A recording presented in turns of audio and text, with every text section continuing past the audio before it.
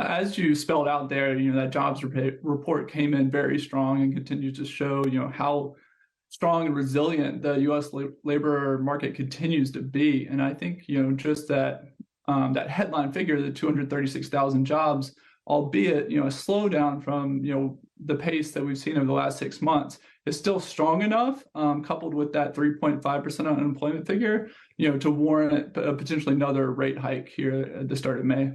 As we talk about the potential for another rate hike, I think there are questions around what comes next after that. Are we truly around the terminal level, or is there more to come? And the market has repriced quite aggressively on hopes that we are near that endpoint for the central bank. What if we still get hot inflation data this week? What does that mean to market expectations? As Chairman Powell continues to say, and I truly believe he means it, this is all very data dependent. We'll get that CPI print tomorrow. And that will be a key factor in that May decision, and will continue to be so, in those decisions further out into the summer, whether that terminal rate will, go even further.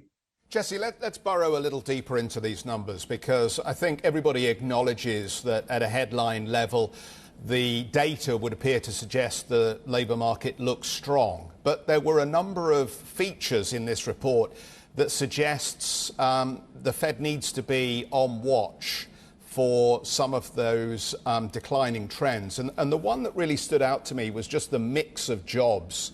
And I think it's been well picked up on. But if you looked for improvement in growth-related cyclical positions in manufacturing or construction, it just wasn't there. The bulk of these jobs were in the services space, they were in leisure, they were in education, they were in parts of the economy which you would anticipate might be a little more insulated from economic slowdown.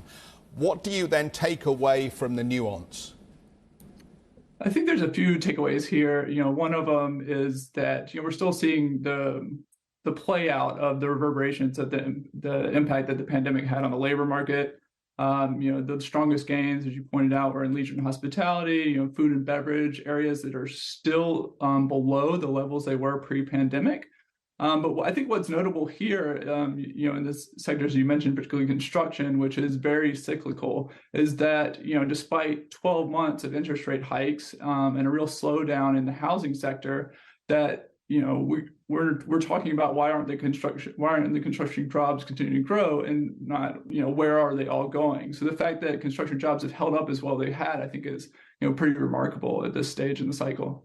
And critically for the inflation outlook here, the wage deceleration argument is starting to emerge as we look at these numbers.